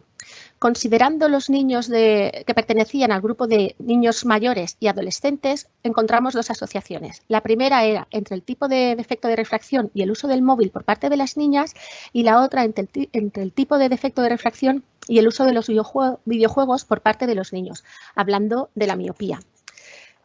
No me gustaría terminar sin mencionarles varios trabajos a lo largo de unos cuantos años. En este en concreto, que es del 2008, ya se planteaban que el uso de las pantallas en adolescentes y la distribución... Bueno, aquí hay dos cosas, perdón. En este artículo del 2008 ya veían que el tiempo del uso de las pantallas en adolescentes era elevado, pero era mucho menos que lo que dedican nuestros adolescentes de ahora. Pero lo que me ha llamado la atención es que ya se hacía patente la necesidad de un control de tiempo empleado a esos dispositivos hace ya más de 10 años. En este artículo del 2013 queda patente el diferente uso que hacen los adolescentes chicos que juegan mayoritariamente de las adolescentes chicas que se dedican a relaciones sociales. De nuevo, hay una ausencia de control parental, lo que pone de relevancia la importancia de que los padres sepan qué están haciendo sus hijos con el uso de dispositivos móviles en cuanto a tiempo y lugar donde lo utilizan, porque saber eso y controlarlo mejora su calidad de vida, de visión, quiero decir. El artículo del año pasado pone de manifiesto que hay una asociación entre el uso de los smartphones y los síntomas musculoesqueléticos, dolores musculares y síntomas visuales. Si bien es cierto que en este artículo comentan que no existe una asociación con la miopía, también dicen que es porque los chicos de Singapur tienen muy claro que si ellos utilizan gafas porque son miopes, no deben de pasar mucho tiempo mirando pantallas de visualización. Quizá de ahí que no salga la asociación. Lo que sí que estaba claro es que tenían síntomas visuales como fatiga. Y este artículo de este año quería enseñárselo porque es un metaanálisis y de los 15 estudios que incluyen, 7 sí que encuentran una asociación entre el tiempo de uso de la pantalla y la miopía. Y 5 de ellos no encuentran esta asociación. Ellos concluyen que necesitamos más estudios para saber realmente si esta asociación es real o, no sé, puede depender de otros factores. También es importante decir las recomendaciones tanto para los padres como para los niños y adolescentes, como ya he dejado entrever a lo largo de mi charla. La OMS dice que niños menores de 2 años no deberían de ver ninguna pantalla y que entre los 2 y los 5 años, como mucho, tendría que ser 1 o 2 horas al día, cosa que en mi caso ya les digo que no cumplí. Imposible en los días de hoy cumplirlo. Me he permitido la libertad de hacer unas breves recomendaciones que aunan las de los padres y las de los niños y que se las quiero leer. Obviamente, controlar el tiempo de uso, no exceder de 4 horas al día y descansar 10 minutos cada 2 horas, porque eso es muy importante para relajar la visión, es mirar al infinito, evitar el uso en menores de 2 años, evitar el uso al menos de 30 minutos antes de ir a dormir. Lo del uso de menores de 2 años es complicado porque, por ejemplo, para que mi sobrino comiera le teníamos que poner a Pocoyo en el móvil, si no, no comía. Y hoy en día eso es difícil, pero hay que intentarlo.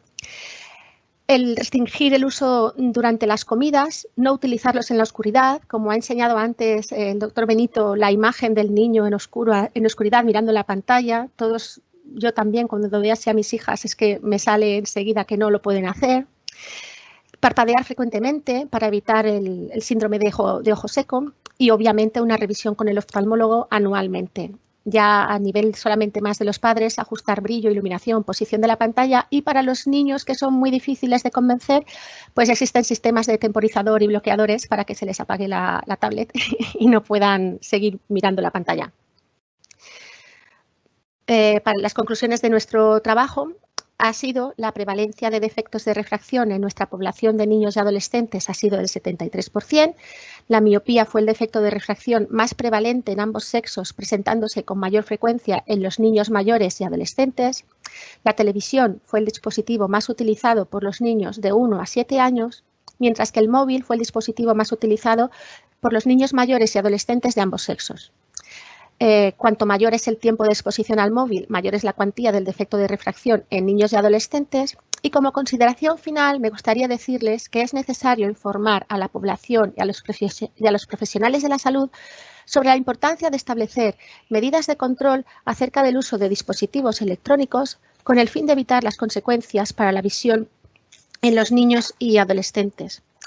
Y quédense con la idea, por favor, de que la miopía es el error refractivo más susceptible de empeorar con la exposición excesiva a pantallas de visualización. Muchísimas gracias por su atención y ahí tienen nuestros correos electrónicos, el mío y el de mi jefa, la doctora Pinazo. Muchas gracias.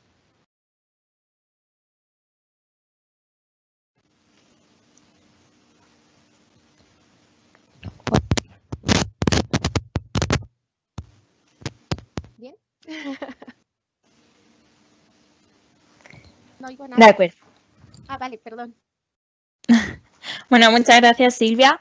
Y ahora vamos a comenzar con las rondas de preguntas que han ido enviando los participantes, ¿vale? Vamos a rescatar algunas preguntas que me han pasado de la mesa anterior, ¿vale? Que los compañeros que conformaron esta mesa también pueden contestarlas, ¿vale? Vale, uno de los temas que han salido de forma recurrente en el chat ha sido diferentes preguntas sobre la luz azul de las pantallas y la recomendación sobre usar o no protecciones en pantallas, gafas o lentillas. ¿Vale? No va para nadie en concreto. Bueno, esto de la luz azul, si quieres, disparo yo. Venga. Esto de la luz azul es un debate como muy interesante porque, por un lado, se supone que, yo no soy experto, pero se dice que la luz azul podría formar parte de ese sistema preventivo, ¿vale? De que niños pequeñitos la exposición es a luz muy intensa y además a luz azul, ¿no? Lo que ocurre es que, por otro lado, como somos animalicos, pues la luz azul entra dentro, puede interferir con nuestros ciclos circadianos, ¿no? De hecho, muchos tabletas y móviles llevan sistemas de estos para suprimir la luz azul, la emisión de luz azul del LED por la noche para facilitar, por ejemplo, el descanso, porque si estás expuesto a mucha luz azul de noche, tu cerebro está como muy activo y cuesta trabajo. Por ejemplo, eso en los niños, yo, por ejemplo, con mis hijos, si no vale estudio de campo, pero como decía la anterior ponente, es verdad que cuando uno es padre ve muchas cosas y dices, es que es verdad que es así. Entonces, si les pones el móvil con la luz por la noche, luego no se van a dormir, vamos, parece que están espídicos. Entonces, lo de la luz azul es verdad, pero es más que nada, yo creo que más que por la luz, por la longitud de onda, me refiero es por la intensidad. Es decir, de lo que se habla es porque, por ejemplo, en el norte de Europa la prevalencia de miopía es muy baja y allí el sol lo ven poquito. Es decir, pueden haber muchos días nublados, pero incluso en un día nublado la intensidad a la que te expones es muy alta. El problema que tenemos es que el ser humano, como el sistema visual es tan adaptativo, repito, estamos en una sala iluminada y pensamos que estamos expuestos a mucha luz y no es así. Porque la luz artificial siempre suele ser baja, de unos cientos de luxes, incluso en ambientes muy iluminados. Concretamente, en algunas intervenciones que se están haciendo en China para intentar mantener a los niños en la escuela currando como locos, pero al mismo tiempo intentar que no hagan miopía, pues están lo de las clases con las ventanas abiertas, lo de poner focos con una gran intensidad lumínica. Es decir, que están intentando hacer una serie de intervenciones socioeducativas para disminuir los niveles de miopía. Pero yo no creo que sea la longitud de onda, ¿eh? Yo creo que simplemente es cantidad. Pero eso es una opinión personal. De acuerdo. Otra pregunta. Nos piden que por favor expliquemos un poquito más sobre los filtros de absorción selectiva. Creo que esto tampoco lo hemos tratado en esta misa, pero quizás no lo podría responder Rubén. Vale, pues es un poco a relación a lo que hemos en esta pregunta que ha respondido muy bien. Y los filtros de absorción selectiva, básicamente lo que constan o lo que prevalece en ellos es que filtran esa parte de la luz azul, ¿vale? Ahí sale a colación otra vez la luz azul, que aparte de que puede influir en muchísimas cosas, pues como en la progresión de la miopía, que pueda ser, pues como ha comentado el ponente, también puede hacer que pueda ser dañina para ciertas estructuras de la retina, pues de ahí esa gran controversia que hay. Entonces, los filtros de absorción selectiva que se utilizan en baja visión, pues lo que hacen es, por un lado, o que se basan es en filtrar principalmente esa luz azul dentro del espectro visible y el resto del espectro visible, pues lo dejan pasar en una gran cantidad, no filtran tanto, de forma que, pues, en comparación con una gafa de sol convencional, pues no oscurecen tanto como la imagen que percibimos a través del filtro, como con una gafa de sol convencional, de forma que nos quitaría esa molestia, esos problemas que nos produce esa gran iluminación que hay, pero a la vez, al no oscurecer tanto, nos beneficia esa iluminación que hay, esa mayor iluminación que hay, que va a hacer que nos contraste más la tarea que queramos realizar. Es bastante complejo el poder explicarlo un poco así con palabras más o menos sencillas, pero es bastante un poco paradójico, ¿no? Los pacientes que tienen baja visión, pues eso, el ver mucha luz o la gran iluminación les molesta, pero a la vez la necesitan para que les contraste mejor la actividad, la tarea que queramos realizar, de forma que lo puedan realizar con una mayor facilidad, ¿no?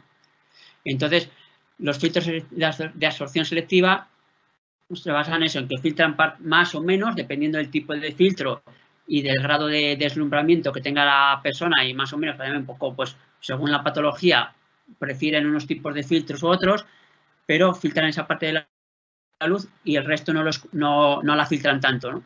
¿Qué hacerlo a la hora de prescribirlo? Pues hay varias opciones.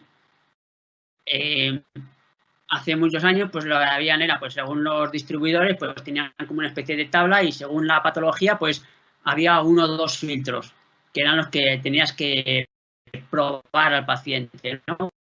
Decirle, pues este o este, elegías ahí, decir, pues, la opción 1 o la opción 2, ¿no? Ahora, por lo que hemos visto nosotros allí en nuestra experiencia en el EOA, pues influye también el grado de fotofobia y muchas veces, pues más o menos, pues te puedes basar en que el grado de deslumbramiento hacia un tipo de filtro u otro, no solo probarle uno filtro, sino es necesario a veces probar varios tipos de filtros, también dependiendo del tipo o el grado de iluminación, de luminancia que haya en el ambiente. No es lo mismo un día muy soleado de pleno verano, como hace un mes, que a lo mejor pues el que hayamos tenido hoy, que había bastante iluminación, pero era un día nublado en que la iluminación, como decían antes, es muy alta, pero no es tan alta como en pleno verano, ¿no? Muchas gracias, Rubén. De nada, no sé si he respondido la pregunta, si no ha quedado claro, pues a los demás ponentes pues pueden participar sin problema, o al quien ha hecho la pregunta pues que lo indique, intentamos ahí especificarlo mejor. De acuerdo. Esta pregunta también va para ti, Rubén. ¿Existen gafas que mejoren la visión en la noche para los casos de ceguera nocturna? Existen gafas, podríamos decir que las gafas con filtro amarillo, que es un filtro muy clarito, pues como da la sensación de que tienen más, dan la sensación que cuando uno se las pone, nada más ponerse, como que hay más iluminación, ¿no? Y en muchos las que hay, que son las gafas que son, pues que utilizan como los pescadores o así, pues que hacen que dé un poco más como de hay más iluminación en el ambiente. Esas mejor por la noche no mejoran tanto porque aun esa gafa que filtra muy poquito, pues también disminuye disminuye un poco la transmitancia. No es como una gafa blanca normal, como la que llevan los ponentes, lleváis vosotros, que prácticamente pasa el 99, más del 99,5% de la luz que incide en él, ¿no? Entonces, a cualquier gafa filtra un poquito de luz, entonces se vería un poquitín más oscuro, ¿no? Gafas como tal para la noche, existen un tipo de gafas que lo que hacían eran gafas electrónicas que tienen un fotomultiplicador, es decir, con unas gafas de visión nocturna, como las típicas que se ven en las películas de las fuerzas especiales, que se ven así como en verde, que lo que hacen es con unas pequeñas cámaras muy sensibles a la luz nocturna, absorben esa luz y con un sistema que amplifica esos pequeños fotones, esa pequeña luminancia que recibe, pues amplificarla y dar una mejor calidad, una imagen más visual, ¿no? Que nos permite ver un poquito más contrastada, con más iluminación por la noche. Sería un poco como las gafas de visión nocturna. Principal problema que le veo a ese tipo de gafas, pues es que el campo de visión que tienen pues no es tan amplio como el que podamos tener nosotros a la hora de mirar de frente, y el principal que hemos comentado antes con las gafas, con las ayudas electrónicas, el precio, que pueden ser bastante elevado. Muchas gracias, Rubén. Esta pregunta va para el profesor Benito. Ha dicho que los miopes jóvenes de hoy en día tendrán problemas serios que darán la cara cuando sean mayores. ¿Por qué no se evita desde ya que vayamos encaminados a una sociedad de discapacitados visuales? Bueno, el hecho que se está intentando evitar, claro. Hombre, por otro lado tampoco, es decir, no sé si lo he dicho tan tajantemente, no es que todos los que tenemos miopía estemos condenados. De hecho, la miopía, ahora que soy presbita, es una bendición. ¿Qué queréis que os diga? Pero lo que pasa es, claro, es que depende, como he mostrado en algunas láminas, depende de cuánta miopía tengas. Es decir, una cantidad de miopía. De hecho, en el estudio que hicimos en los universitarios, la miopía media que nos salía era, me parece recordar, 2,39 dioptrías. Es una emergencia óptima para trabajar a 40 centímetros. Entonces, da la sensación que lo que ocurre es que no es que nos hayamos vuelto miopes, es que vamos a una nueva metropía, de trabajo en cerca. Entonces, ¿qué es lo óptimo? Pues que el ojo se miopice. En realidad es una adaptación al medio, al ambiente en el que están viviendo los chavales más jóvenes. Entonces, lo que ocurre es que, claro, es un sistema que se te puede descontrolar fácilmente. Entonces, no está muy claro cuál es el mecanismo de esa emetropía y por qué tenemos, pues especialmente en Asia, pero en Europa también, cada vez más chavales con 7, 8, 9, 10 dioptrías. Y como he mostrado en las figuras estas de la odds ratio, es decir, de los factores de riesgo, pues es que tener más miopía linealmente aumenta la posibilidad de tener maculopatía, glaucoma, desprendimiento de retina, etcétera, etcétera. Voy a dar un dato de un estudio, de una tesis fin de máster que hice hace ya algunos años en desprendimiento de retina en gente que era mayor, es decir, gente donde la proporción de miopes era muy bajita. Bueno, pues casi la mitad de los desprendimientos los había hecho el 20% de la población, que son los miopes. Entonces, vengo a decir que, obviamente, una persona que ahora tiene 30 años y 5 de miopía, pues puede ser que tenga algún problemilla, a lo mejor le detectan un desgarro, pues bueno, le hago un poquito de laserterapia y no pasa nada, pero obviamente con la edad todo va peor. Entonces, cuando esas personas alcancen 60, 70, 80 años, pues efectivamente se van a juntar los problemas vinculados a la edad con cirugía, por ejemplo, la cirugía de cataratas, es también factor de riesgo para desprendimiento de retina, incluso la capsulotomía que se hace para evitar estas opacidades de la cápsula también son factores de riesgo para desprendimiento de retina. Es decir, que es que vamos sumando factores de riesgo. Entonces, si tenemos la base de la miopía más luego los que vienen con la edad, pues obviamente esto es como comprar boletos de la lotería, ¿no? Pues cada vez vas comprando más y más boletos de la lotería, por desgracia. Entonces, ¿se están haciendo cosas? Claro que se están haciendo. Fundamentalmente, lo ha dicho también la doctora Sanz, es decir, lo primero que tenemos que hacer es prevenir. Entonces, los que tenemos niños pequeños tenemos la obligación, estamos súper ocupados con telereuniones, con teledeberes, con teleleches, pero tenemos que intentar que los niños se salgan fuera. De hecho, una cosa interesante que estamos viendo en estos momentos y que quizá veamos algún estudio en el futuro es qué efecto van a tener las medidas de prevención del COVID sobre la refracción de los más pequeños. Porque es posible que veamos como un salto y más casos de miopía todavía, porque no creo que sean mis hijos los únicos que están más metidos en casa que antes. Por tanto, se están haciendo cosas. Luego, respecto a lo que es es decir, una vez que la miopía ha iniciado, parece ser que esto de la exposición al ambiente no funciona. ¿Qué podemos hacer? Pues bueno, hay múltiples intervenciones, están el tema de la gotas de atropina, pero es una cosa muy controvertida también, el uso de fármacos, el uso de lentes de contacto, la orto-K, es decir, y eso cada vez se utiliza más. Y bueno, yo creo que ahí los optometristas tienen un campo de juego bastante importante en el que pueden intentar ayudar. Sobre todo, a lo mejor, no a que los niños no se hagan miopes, pero a que no se hagan muy miopes. Vale, muchas gracias, Antonio. Vale, ahora otra pregunta para Rubén. Nos ha dejado helados al decir que en Estados Unidos se puede conducir con baja visión. No existe ningún límite, ¿no es una auténtica locura? Uno cuando lo piensa puede decir, conchos, es una locura, pero en España también hay gente que alegalmente o ilegalmente o sin saberlo tiene baja visión y está conduciendo, ¿no? Es decir, en Estados Unidos hay que tener en cuenta que las distancias son enormes, ¿no? Y entonces la persona, pues incluso para ir al centro comercial, al mall, pues tiene que coger el coche. Y tienen uno, pues a lo mejor en su urbanización o cosas así. Entonces, allí en Estados Unidos lo que tienen es limitaciones incluso a la hora de dar el carnet a estas personas, pues pueden conducir, pero a lo mejor solo en su urbanización, en su barrio, para ir al mall y solo durante el día o solo por la mañana. No pueden conducir por la noche y no pueden ir, pues a irse hasta la ciudad, ¿de acuerdo? Entonces, tienen esas limitaciones. La verdad es que si uno lo piensa, puede decir, pues sí que es un poco peligroso, ¿no? Hay otro factor que también hay que tener en cuenta, que es la experiencia. Hay gente conductores profesionales, que también, pues eso, conducir casi conducirían con los ojos cerrados, sin saberlo, ¿no? Quizás eso también son los que a lo mejor son más prudentes a la hora de ello y puedan tener más. Las limitaciones más o menos que hay es, variando depende del estado. En el estado, no todos los estados de Estados Unidos permiten conducir con baja visión. Y lo que sí que obligan es que con el uso de esa ayuda óptica, con ese telescopio puesto en la parte superior de la gafa, pues que sí que tengan ese mínimo de 0,5 de visión.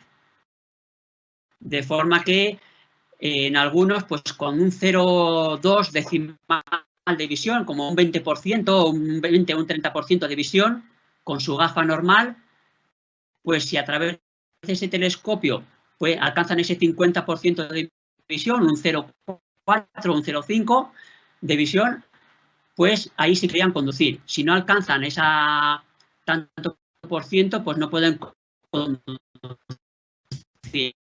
Y esa persona pues debe estar sometida, haberse sido sometida a un entrenamiento con el uso del telescopio prescrito por un optometrista. De acuerdo, muchas gracias, Rubén. De nada. Vale, a continuación, no es tanto una pregunta, sino un cumplido para el doctor Benito. Hay unos participantes del Congreso que participaron en el estudio de los hermanos gemelos y querían decir que estaban encantadas de escuchar los resultados del estudio. No, yo les agradezco a ellos su participación porque la verdad es que al final medimos 100 parejas, 200 personas, 400 ojos. Es decir, y un montón de pruebas. Es decir, que fue bastante trabajo. Y aparte este fue el segundo. Hicimos uno anterior en gemelos, pero mayores. Gemelos nacidos, lo que se llaman los boomers, ¿no? Gemelos nacidos 40, 50. Entonces, de hecho, uno de los artículos que queremos publicar es precisamente la comparación de los mismos estudios hechos estos de genética cualitativa, pero en gente que nació a mediados del siglo XX en Murcia, que era una región fundamentalmente rural, con una exposición ambiental muy fuerte al ambiente externo, y los nacidos ahora, a final del siglo XX, porque el cambio ha sido bastante significativo. Hemos pasado de tener una población cuya varianza en lo refractivo dependía fundamentalmente de la genética a uno que depende fundamentalmente del ambiente. Obviamente no es que la genética haya cambiado. De hecho, esto cuando hablamos con mis compañeros de psicología evolutiva, y dice, a ver cómo lo dice, que no vas a decir mal. Obviamente no es que la genética haya cambiado. Los murcianos no hemos cambiado en 1 o 2 generaciones, ¿eh? Seguimos siendo básicamente los mismos. Pero lo que sí que ha cambiado, obviamente, es nuestro modo de vida. Entonces, depende de cómo hagas el estudio. De hecho, lo que ha dicho la doctora Sandra en la exposición a las pantallas, yo me acuerdo que alguna vez que me han llamado de periódicos y de medios de comunicación, luego cuando hacías los de récords siempre decían, pero esto es por culpa de los móviles, ¿no? Yo decía, tengo la sensación de que los padres le estamos deseando echarle la culpa a la tableta o al móvil para quitárselo. Digo, si no quieres que tenga tableta o móvil, no se lo dejes. No es porque no se va a hacer miope, sino por muchas otras razones, ¿de acuerdo? En fin, pero es muy interesante, de hecho, lo que ha contado, porque estaría bien encontrar una causa así, decir, no, esto es que biológicamente es malo para ti. Así que se acabó lo que se acaba. Bueno, pues ya vamos a finalizar la mesa. No hay ninguna pregunta más. Agradecer a los ponentes vuestra participación y a la Asociación de Retina Murcia por habernos invitado. Y espero que os haya gustado. Muchas gracias.